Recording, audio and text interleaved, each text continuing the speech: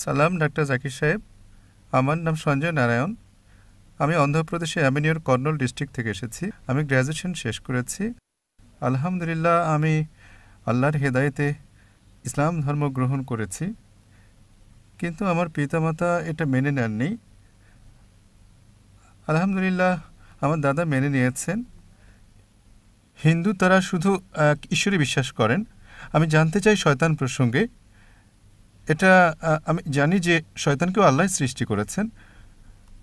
শয়তানের অন্য নামগুলো কোরআন মজিদে ও বেদে শয়তান অন্য নামগুলো কি কি?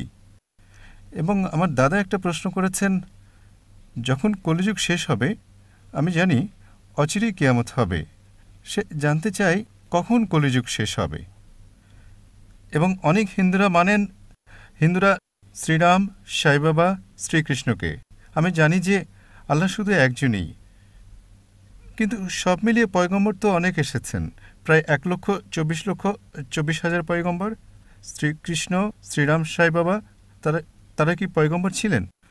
এবং আমার আরেকটি প্রশ্ন হচ্ছে, বর্তমানে কর্নলে এবং চেন্নাইতেও কিছু মানুষ বিশ্বাস করে কালকি পাওয়ান, আমা পাওয়ানকে।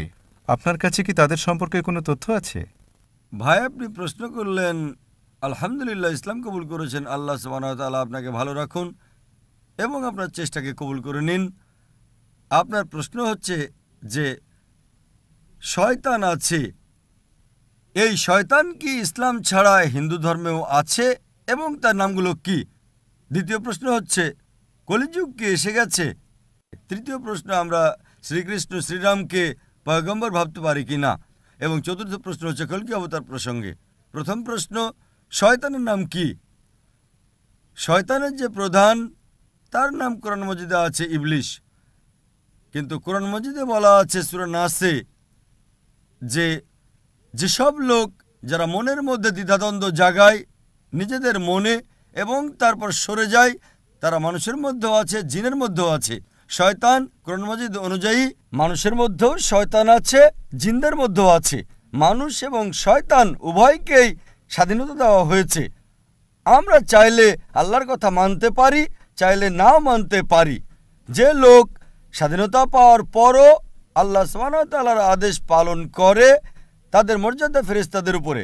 যে আল্লাহ তাআলার বিরুদ্ধাচরণ করে তাকে বলা হয় শয়তান। সুতরাং শয়তান মানুষের মধ্যেও আছে এবং জিনদের মধ্যেও আছে।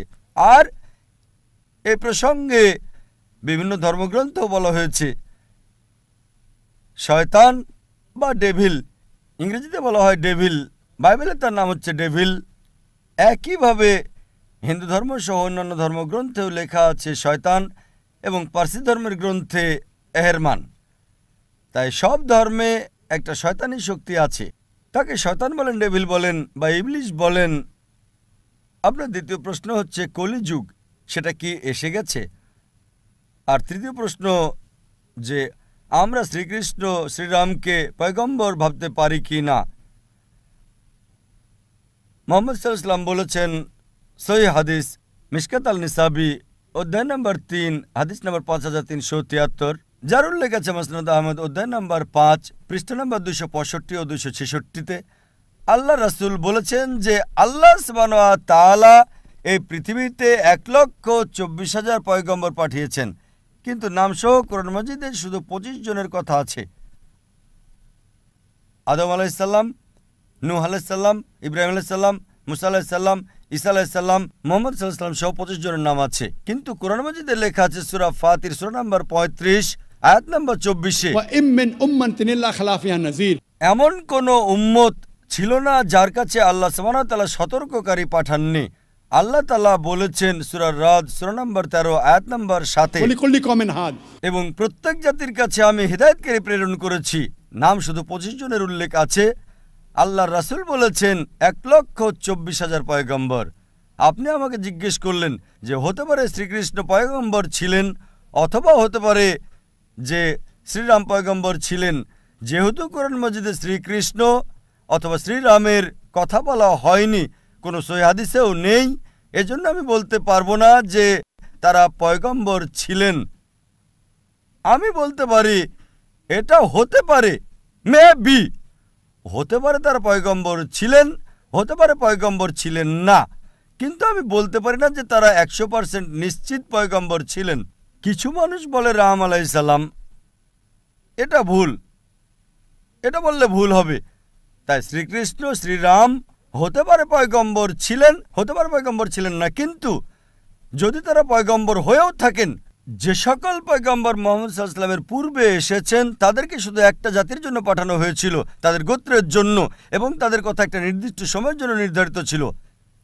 এই জন্য আজ আপনি ইন্ডিয়াতে বসবাস করেন, অথবা আমেরিকায়, অথবা ইউকেতে, অথবা সৌদি আরবে, বর্তমানে শেষ পয়গম্বর যা কোরআনে লেখা আছে সূরা আম্বিয়া সূরা নম্বর 21 আয়াত নম্বর 107, ওয়ামা আরসালনাকা ইল্লা রাহমাতুল আলামিন, আমি মুহাম্মদ সাল্লাল্লাহু আলাইহি ওয়াসাল্লামকে পাঠিয়েছি কিন্তু শুধু রহমত হিসেবে সমগ্র সৃষ্টির জন্য, সমগ্র মানবজাতির জন্য, সমগ্র পৃথিবীর জন্য।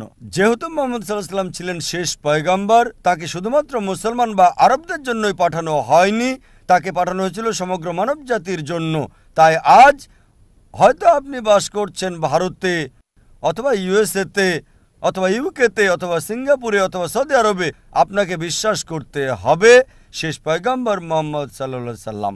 আর এটা লেখা আছে হিন্দু ধর্মের গ্রন্থেও। যেমন আপনি বললেন কল্কি অবতার সম্পর্কে, এই বিষয়ে আমি লেকচার দিয়েছিলাম গত শনিবার, এক সপ্তাহ আগে 15 তারিখে। এই মঞ্চে এক সপ্তাহ আগে আমি বলেছিলাম মুহাম্মদ সাল্লাল্লাহু আলাইহি সাল্লামের কথা বিভিন্ন ধর্মের গ্রন্থসমূহে, এবং সেই বক্তব্যে আমি কল্কি অবতারের কথাও বলেছিলাম। লেখা আছে কল্কি পুরাণাতে অধ্যায় নম্বর 2 অনুচ্ছেদ 4, 5, 7, 11 এবং 15 নম্বরে যে কল্কি অবতার আসবেন, ভবিষ্যৎবাণী আছে। তার পিতার নাম হলো বিষ্ণু ইয়াস, অনুবাদ করলে হয়ে যায় আল্লাহর বান্দা আব্দুল্লাহ। তার মায়ের নাম হচ্ছে সুমতি, অনুবাদ করলে হয়ে যায় শান্তি প্রতিষ্ঠাকারী নারী। এর অনুবাদ হচ্ছে আমিনা।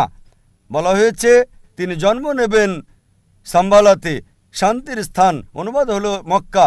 তিনি জন্মাবেন সেই সাম্বালার দেশের প্রধানের ঘরে। আমরা জানি মুহাম্মদ সাল্লাল্লাহু আলাইহি ওয়াসাল্লাম কুরাইশ বংশে জন্মগ্রহণ করেছেন। এইভাবে আমি বিস্তারিত বর্ণনা করেছিলাম এক সপ্তাহ আগে। কল্কি অবতার, এই কল্কি অবতার হলেন শেষ পয়গম্বর মুহাম্মদ সাল্লাল্লাহু আলাইহি ওয়াসাল্লাম। আপনি এই বিষয়টা আপনার পিতাকে জানাতে পারেন, এবং ইনশাআল্লাহ আমি দোয়া করব আপনার পিতা যেন হেদায়েত হন।